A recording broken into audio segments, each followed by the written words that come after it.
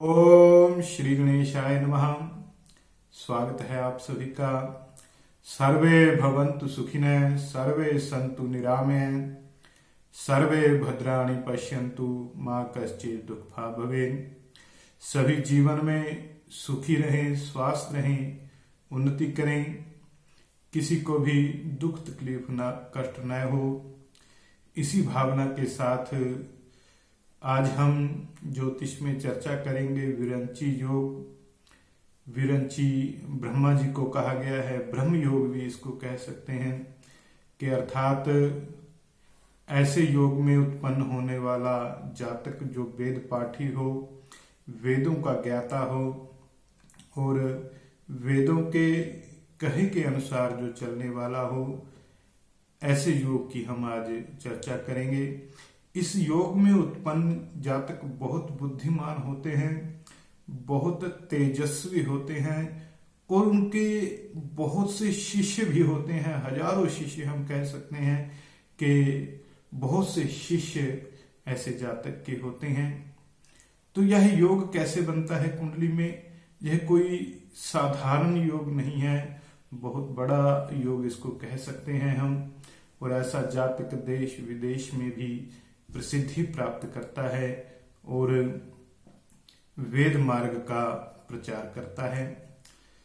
जब जन्मपत्री में गुरु और शनि की युति में पंचमेश की युति भी हो जाए तो कुंडली में विरंची योग बनता है। गुरु शनि के साथ पंचमेश जब आकर मिल जाए और 3 ग्रहों की युति हो जाए तो ये सभी कुंडलियों में अलग अलग योग बनेगा।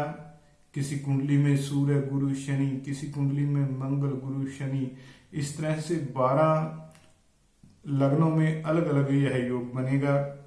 गुरु शनि की युति के साथ पंचमेश की युति होने पर, और यह युति किसी भी भाव में हो ऐसा नहीं है। केंद्र में, पहले भाव में, चौथे भाव में, 7वें भाव में, 10वें भाव में और त्रिकोण में, पंचम भाव में और 9वें भाव में यह युति बने और उस समय यह युति अपनी उच्च राशि में हो, अपनी मित्र राशि में हो, अपनी राशि में हो, तो उसका प्रभाव जो है विरंची योग होगा और उससे जातक इसका पूर्ण फल प्राप्त करेगा। यदि यह योग उच्च राशि में हो तो उसका और भी ज्यादा फल मिलेगा, और यदि अपनी राशि में हो तो उससे कम फल, और यदि मित्र राशि में हो तो और कम फल मिलेगा। तीव्र फल जो है इसका उच्च राशि में ही प्राप्त होगा। जब पंचमेश गुरु और शनि केंद्र त्रिकोण में उच्च राशि में हो, स्वराशि में हो, मित्र राशि में हो, तब यह विरंची योग फलीभूत होगा। इसका पूर्ण फल जातक को प्राप्त होगा। शास्त्रों में इसके ऊपर संस्कृत में श्लोक भी प्राप्त हैं। वागीशात्मप सूर्यजा यदि तदा वैरिंच योगस्तता। जब पंचमेश सूर्य गुरु की युति हो तो वैरिंच योग का निर्माण होता है। ऐसे में जातक में कौन कौन से गुण होते हैं उसे भी मैं आपको श्लोक के माध्यम से बताऊंगा।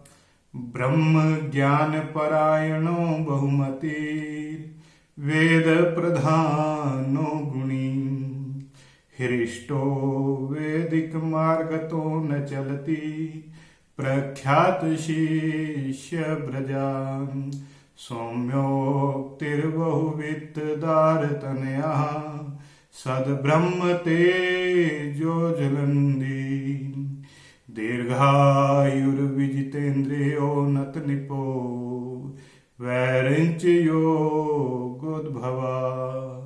अर्थात जो इस योग में जातक उत्पन्न होता है वो बहुत बुद्धिमान होता है और वैदिक धर्माचार्य होता है।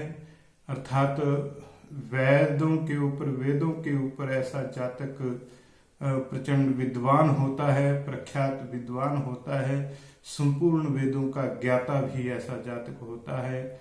ब्रह्म ज्ञानी होता है और सदैव प्रसन्न चित्त रहता है, हमेशा खुश रहने वाला, प्रसन्न चित्त रहने वाला ऐसा जातक होता है।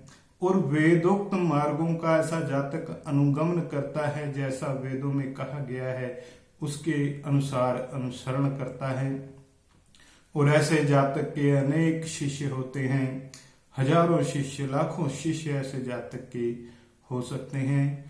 और ऐसे जातक मधुर बोलने वाले होते हैं, सरस बोलने वाले होते हैं और बहुत धनवान भी होते हैं, स्त्री पुत्र आदि से युक्त होते हैं। इनका स्वभाव सात्विक होता है, ब्रह्म तेज इनके चेहरे पे होता है और दीर्घायु ये प्राप्त करते हैं और जितेंद्रिय होते हैं।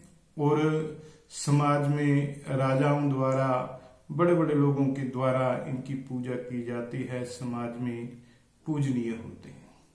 अर्थात जिनकी कुंडली में ये वैरंची योग होता है वो वेदों के ऊपर उनमें प्रमुख काबिलियत होती है, वेदों के ज्ञाता होते हैं और लोगों को धर्म के मार्ग के ऊपर चलाने वाले होते हैं।